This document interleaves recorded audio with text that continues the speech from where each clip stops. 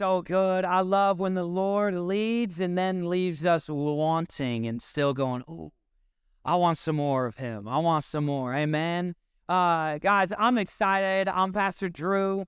We've been going through a series called Relationships, and we got another great message on this series today that I'm really excited about. But I know that today is a big day for a lot of people. I know that you may have that God's doing things in your heart, but it's also, there's a game going on tonight that you may have heard about. So I want to hear real quick, do we got any Eagles fans in the room? We got a couple Eagles fans. There you go. There you go. We got any Chiefs fans in the room? Let's go. Oh, man. Do we got any fans? I just want a good game. Anybody just going, I just want a good game. All right, who's cheering for good commercials? There you go. And then we got some people. Let's be real. Give something to everyone, right? And so, what I want to actually say there's a powerful opportunity with the Super Bowl tonight.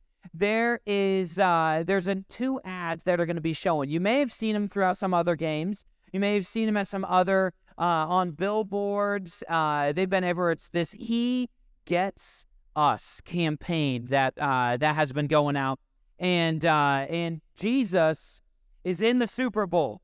He's in the Super Bowl, and really, what this is, they are revealing these ads that talk about the humanity and the real authenticity of Jesus. We think of him as this like glowing guy that was like floating above the ground everywhere he walked, and no, he was very real. He was dirty. He would minister and hug people, and they go, "Oh, dude, you need a little deodorant," right? He's human. The reality is that Jesus came and he walked and he did that. Hebrews talks about how he says, we do not serve a God, we do not have a high priest, Jesus, who doesn't understand us, but he humbled himself to life, to become like creation. The God who created oxygen became dependent on breathing. Like, that's crazy, right? And so in all these ads are about like, he gets us. He went through anxiety. Jesus was rejected.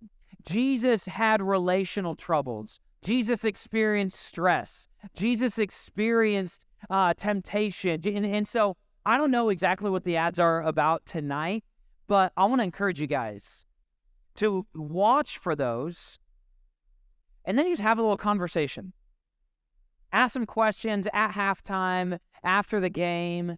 Maybe stir up some questions, and if you want to go ahead, there's a text number that will have all sorts of a guide of, if you want questions, what questions do I ask? What am I supposed to do with this? You can text Super Bowl to 70193 and get more informed about this, but I'm excited for what God is doing at the biggest stage.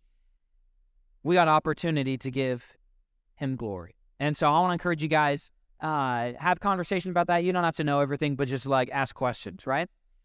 So then today for the relationship series, we've talked about how relationships reveal Christ and our opportunity for us to give Jesus and his message to others. We've talked about how God's view of romantic relationships is different than the world carries out. And we've talked about having healthy boundaries. Where do we need boundaries? What are the relationships that matter most? Why are we hitting on relationships? Because relationships are complicated, and they seem to get more and more complicated the closer and closer you get to someone, right? Who are the people that relationships are the most complicated with because we're the closest with? It's usually family, right? So how do I deal with family, specifically as parents? How do I parent my kid? How do I lead my household? And so I'm excited because my sister-in-law is going to be coming up and speaking on this, and she's got such a powerful anointing and revelation on this that I want to encourage every single one of you guys. I got my pen and my notebook ready right down there. I'm ready to rock. I'm so excited. So can we give my sister, Laura Milliken, a hand as she comes up to bring the word of God? Let's go.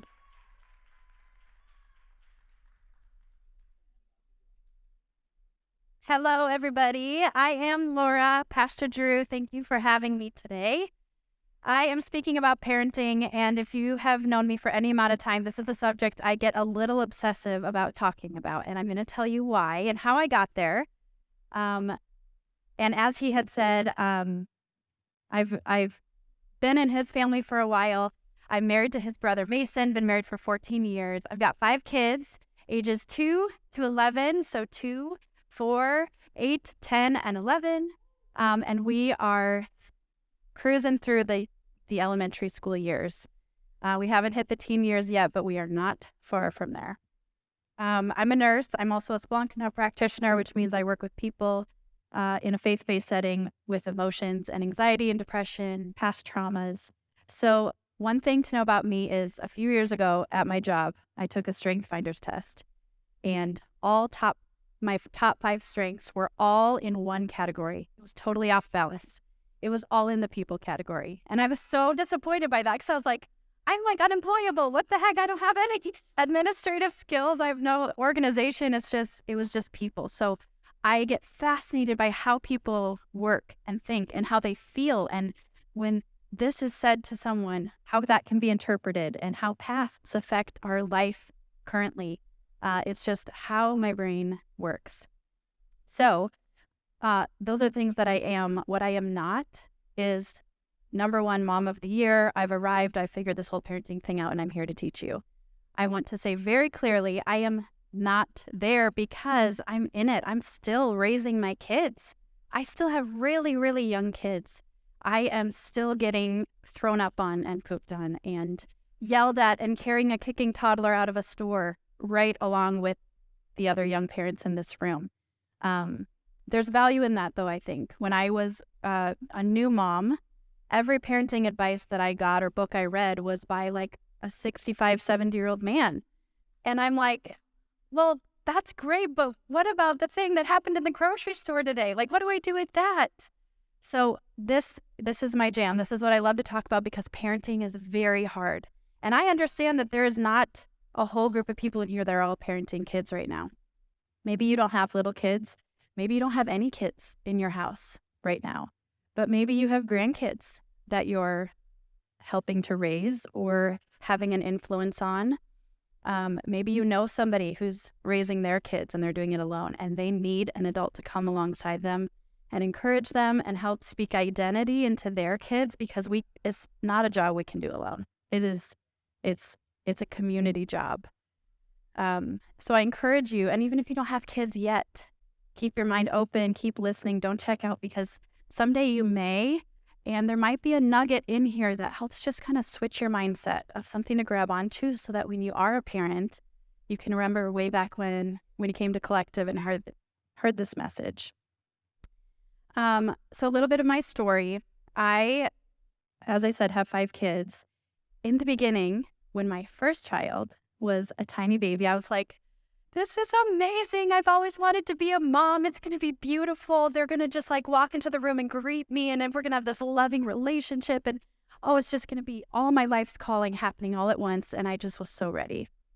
And yes, I was. And it was beautiful and it was amazing. But somewhere in that line of being a mom, I realized I am in trouble here because I am missing some tools that I drastically need. And it was like I felt the need for the tool before I could put those words to it. So just to give you an idea, and I did ask my son's permission to share this with you today, and I'll keep it super surface level just to honor him. But when my second son came along and got old enough, the struggle in our house was so real. I found myself, as a stay-at-home mom, I had a 1-year-old and a 2-year-old and a 3-year-old, so complete chaos. I found myself really struggling to know how to help him. He was had severe separation anxiety, and his fear, this pervasive kind of underlying fear, came out a lot in that fight or flight, but in the fight part of fight or flight. So it was aggressive. And I was like, something is wrong with my son, and I don't know how to help him. And that feeling, if you've ever been there as a parent, is gut-wrenching. I took him to the doctor like, what we need to get gluten-free. What do we need to do here? He was just struggling. And I remember going to my parents and saying, what did you guys do when we were little? And this kind of stuff was happening. And my mom just kind of laughed. She goes, I don't know. I guess she goes, Laura, one time I came down to check on you when you were little in the basement and you were standing in the corner. And I said, Laura, what are you doing? And you said, Mom, I did something and I need a consequence. So I had put myself in the corner so I could pay my dues. And then I released myself. I was like, what? How do you make children that do that? Because I was in the situation where I had a child who the consequence didn't face him. They did not do anything. And so in my lack of knowledge, I would buckle down harder on the consequences because I had this mentality that bad behavior needs consequences and punishments because then the child will finally get that message that their behavior is not acceptable and it's not okay. So I would get more on top of the consequences, more emphasis on the consequences, and it was snowballing into more and more of a mess. So what I did is I went to a parenting class at a church that I was at. And when I tell you that I wanted to stand up and slow clap this teacher at the end of every session, I was getting my mind blown. And it's not like what I was doing with my kids was wrong or bad, but my heart attitude behind it and my mindset behind this parenting was off. And I realized it big time in this class. I want to share with you the 3 most pivotal things that I learned in that class so that I can summarize the most life-changing things for you that I learned in an 8-week class. And I want you to hear these knowing that parenting, relationships with your spouse, with people that you love, with your kids, it's a skill to be learned. It is like a muscle that you can develop. So if you feel like you just really, really lack in these areas, or maybe you grew up in a house that taught you no relational health, and you are an adult like, well, that's the lot in life. That's the cards I was dealt. I want to challenge that and tell you there is actually hope in there. There are skills. There are people skills. There's emotional connection skills. There's your own emotional intelligence, managing your own emotions in therapy, in counseling, in books, in podcasts that you can read, and you can get better. You don't have to accept the lot in life that you were given from your parents or from whatever your past is.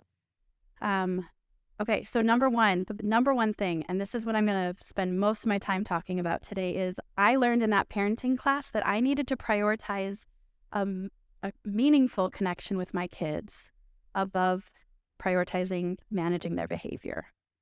So I had it in my head that I needed to get their behavior under control and make them obedient and make them follow the rules and be respectful and all these things so that I can have this awesome relationship with them, which I really wanted. And I had it backwards.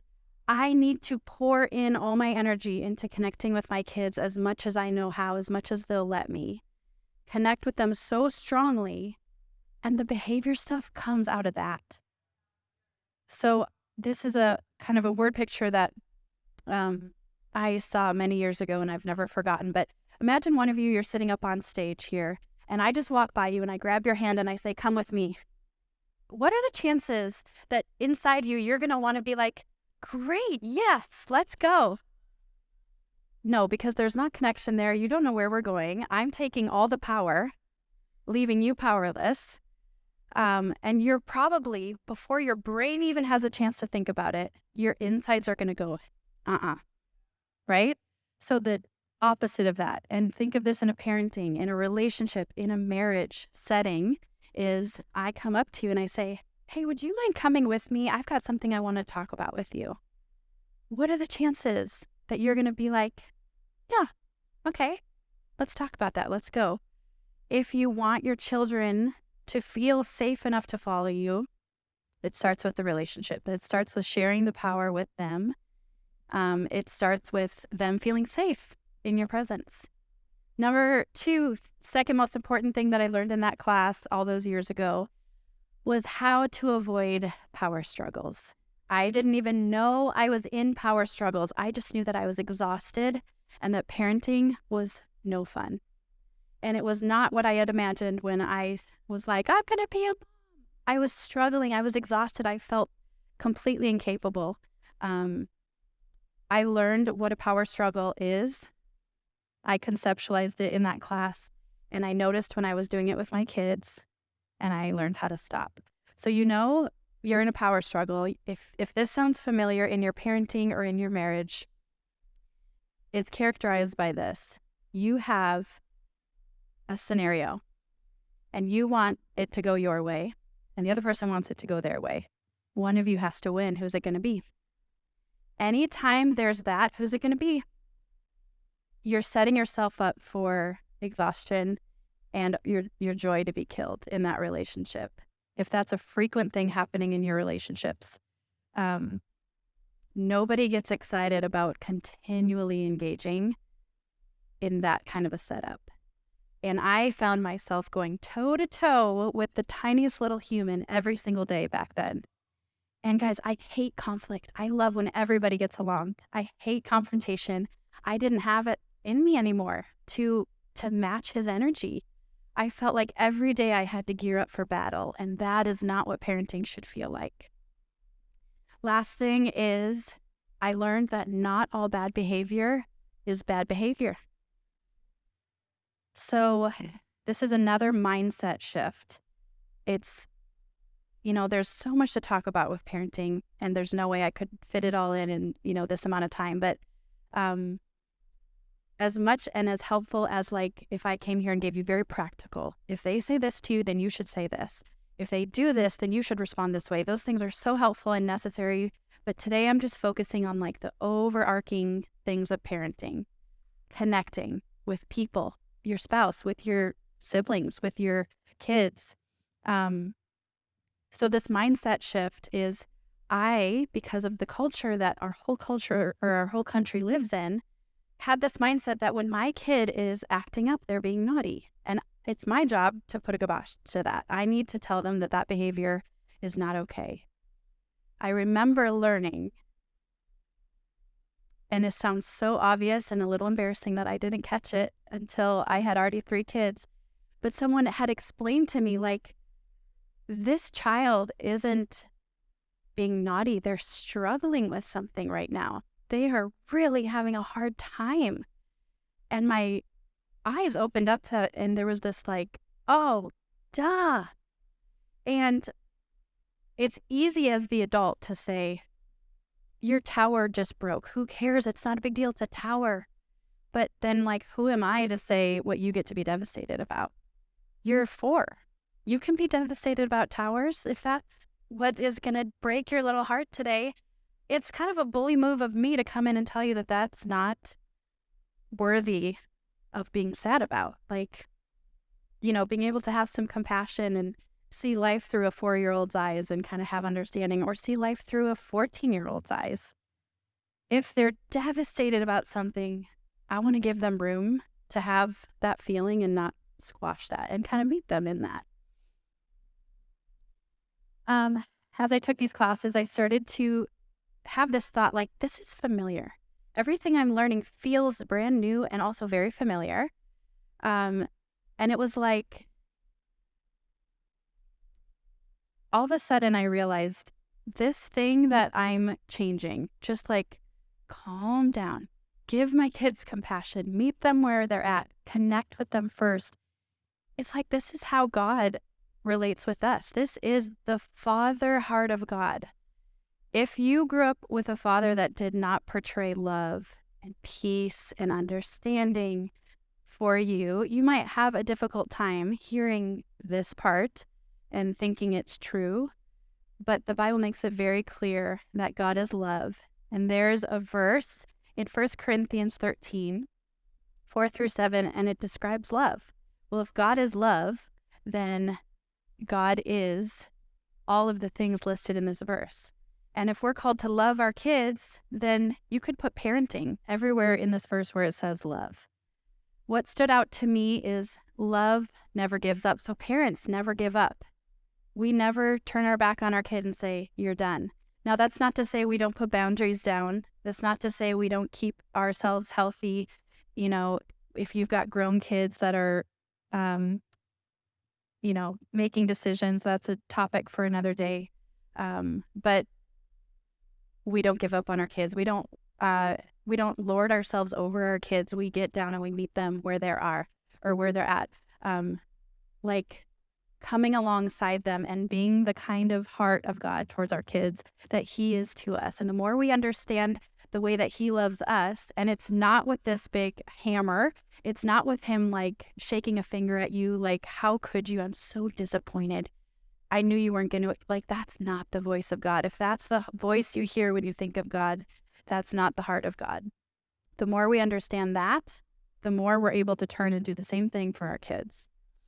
What we were doing in worship today is not different than what we're talking about right now. Connecting with God is learning how to connect with our family.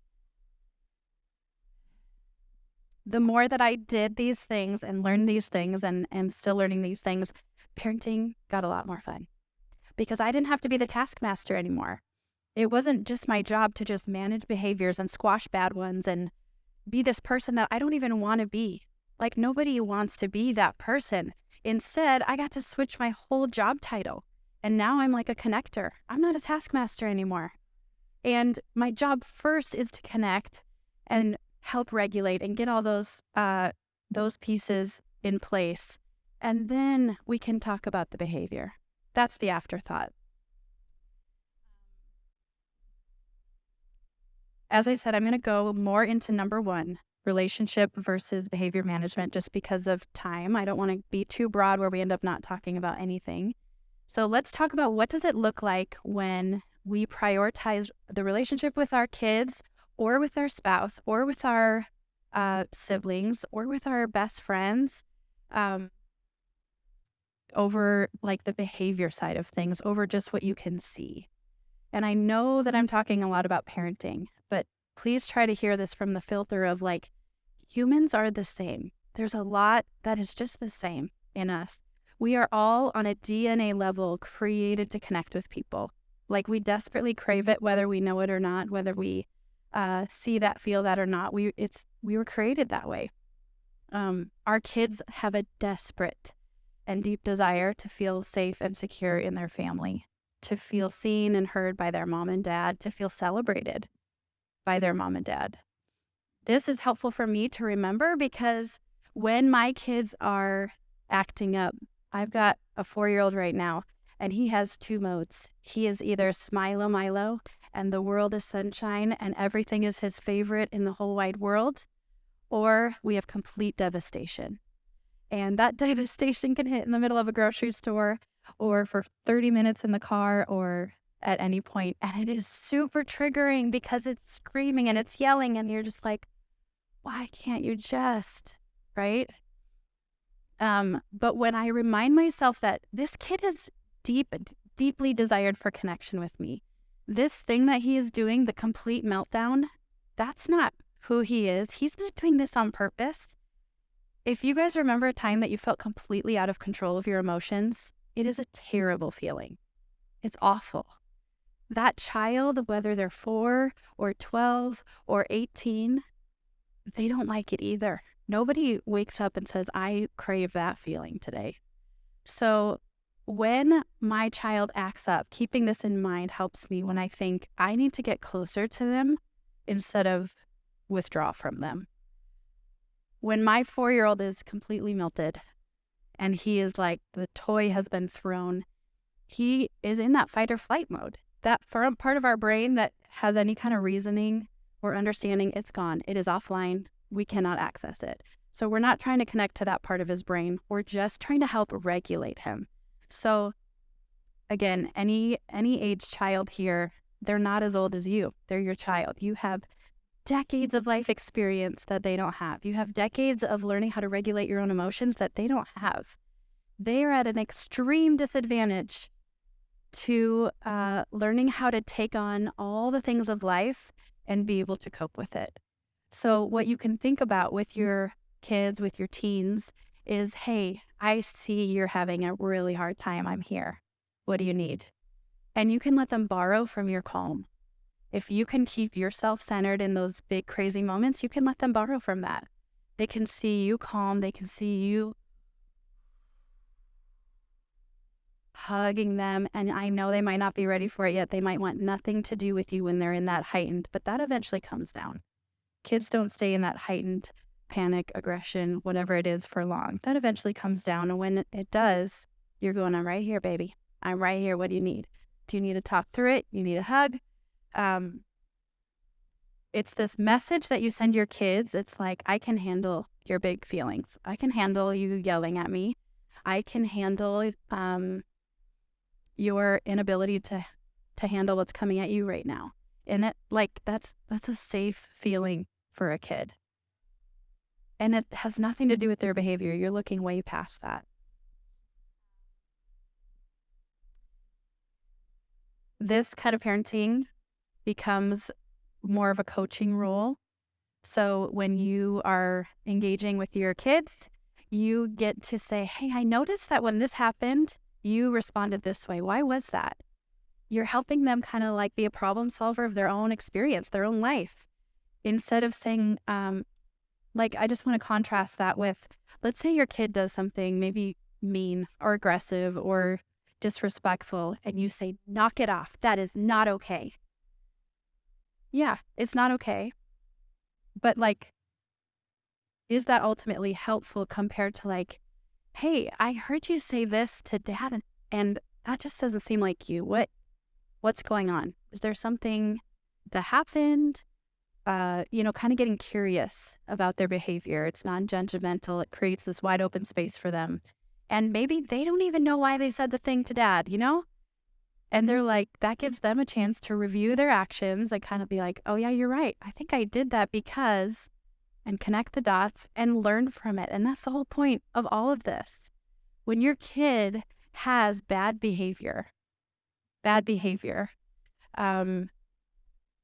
seeing that bad behavior as an opportunity to coach them and teach them makes it less intimidating.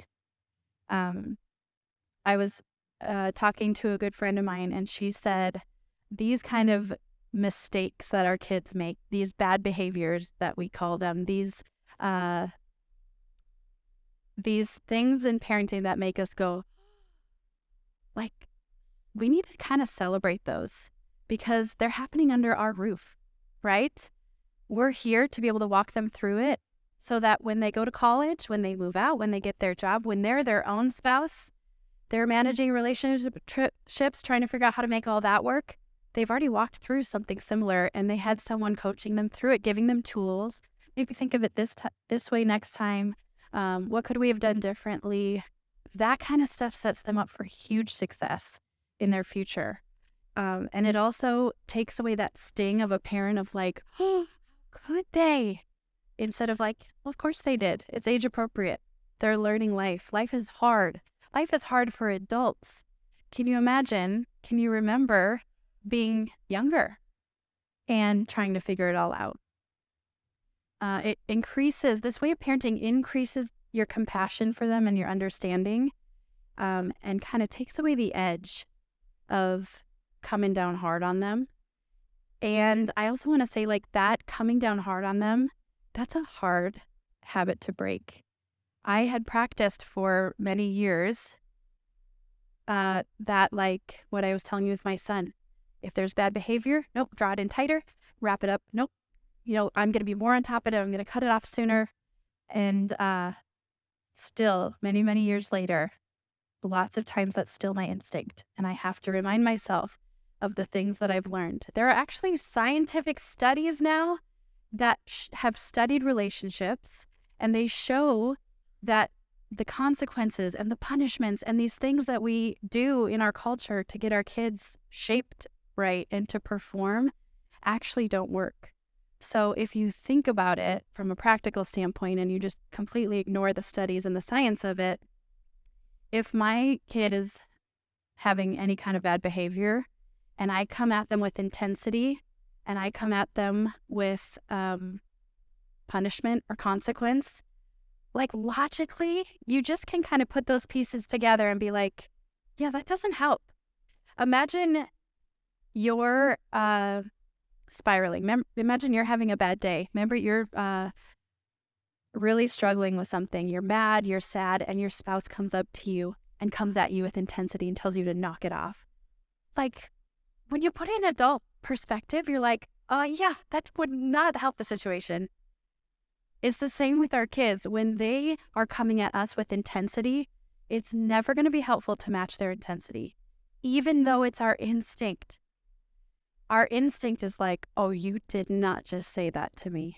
Oh, I'm going to show you I'm the parent, I'm bigger, I'm stronger, I'm faster, and you're not. You're going to listen to what I say. It's almost like when you're in those intense moments with your kids, you have to act counterintuitive. You have to be so aware of what's going on inside of you as you're responding to these big moments with our kids. The last thing that I'll say, when you prioritize relationship with your kids over behavior management, is you have to step out of the ring of where their behavior is personal to you. You let them be them, you let them do what they're going to do, and it's not going to feel personal to you. So a quick story about that. I went to the library. This cute little toddler was in this story time class with probably 20 other toddlers. And he was so excited about this monster book that we were reading. And every time this lady would flip the page and reveal a new part of the monster's face, he would get up and go. And every mom in the room was laughing at this cute little moment, except for the mom of the child. She was embarrassed because we have it in our heads that it's my job to keep my kid listening, sitting, quiet, and their behavior is a reflection of me, so I'm not okay with this. And I just felt sad because she missed this cute little moment. She missed this, like, this guy loves this book. I'm so glad we came to library time today. Because she was taking his behavior personal as a reflection on her. And when we can figure out how to step out of that and not take their behavior personally, your whole family will change. This will change your marriage too. If your spouse is in a place where they're not treating you well, they're not behaving well, so to speak, and you take it personally, it will change the whole dynamic of your marriage. Then if you're able to take just a step back, create a little separation, and say, they're really struggling with this right now, but it really doesn't have anything to do with me. That's separation. I knew this would happen, and I'm running out of time, but I'll summarize with this quote that you guys can take with you if it's helpful. It's a quote I remind myself of often with my kids. But your kid isn't giving you a hard time, they're having a hard time. That's the mindset shift that can summarize everything I just talked about. And when our kids are having a hard time, we get to be the people that come in and step in and be there for them. If there's already disconnection in your family, if you don't have this relationship first with your kids, if your kids are grown and you're like, well, I wish I would have heard this a while ago, I want you to know that it's never too late. You can do this with your adult kids. You can connect with them on a relational level. You can start that process and know that it's a journey. But just keep in your mind, everything you're going for is just creating that safe space for them to be seen and heard and validated by you. Every person in the entire world deserves at least one person who is irrationally crazy about them, their biggest fan, right? And like as parents, we get that opportunity to be our kids' biggest fan.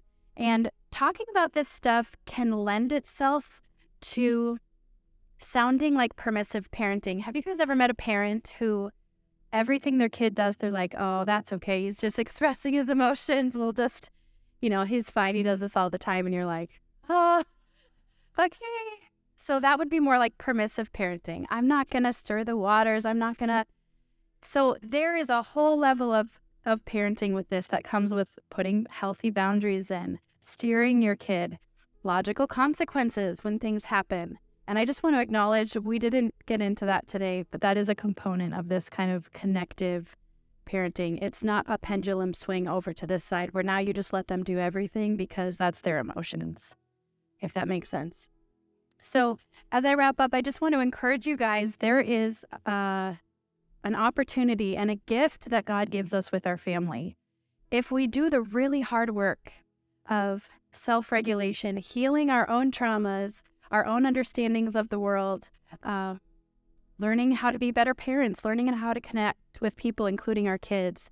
On the other end of that, there is the most beautiful relationship that you will ever experience, probably on this side of heaven, with your family.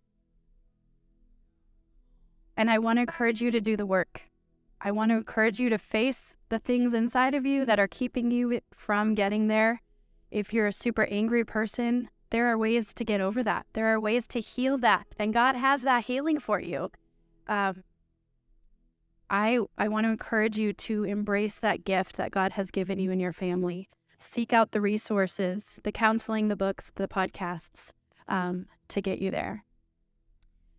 If any of you are hearing this and feeling defeated because your family looks nothing like this model of the super connected, I'm your biggest fan, and you're needing some ear to listen to you or someone to pray for you, I want you to know there's going to be a prayer team down here. You can come and just ask someone to pray for you. Like, generational stuff in families is real. It is a real thing. And generational stuff can be broken off, even just through prayer. If that's something that you want to receive prayer for, it's going to be right down here. If you're like, I just don't know where to start, but I know I want to start, whatever that lady was just talking about, come and ask someone to pray for you, to have God start taking you on this journey. I have resources up here that I want to give more to you in case anyone wants to dig in deeper to any of this kind of stuff. If you are hearing this kind of parenting and you're like, I have had no concept of that kind of parenting, just know this is my go-to. I have read so many parenting books. This is my number one. And I want to be able to give it to somebody in the audience today. If anyone is a book reader and would actually read this, go ahead and raise your hand and I will pass it. I saw your hand first. If you want to come up and grab this. And yeah, right behind me on the screen. This book is called Peaceful Parents, Happy Kids. This author also has one for siblings getting along. Can I get an amen? There you go. You're welcome. Yeah, so just if this is something you want to dig into, start putting yourself in classes. And your classes are as far as your Spotify app on your phone. There are so many parenting resources out there. The more you flood your brain with this kind of stuff, the more it's going to start to become second nature for you. And you're going to be able to implement it with every single relationship that you have because, yeah, there's a different dynamic with our kids because we're the adult, they're the child. But most of what you will learn when you become or learn about how to be a better parent, you will apply it to your friends, to your spouse, to your siblings, to your coworkers. It's just human connection type stuff that will serve you for the rest of your life. So thank you for having me. I'm going to close out and again invite you to come and get some prayer at the end of the service if you need it.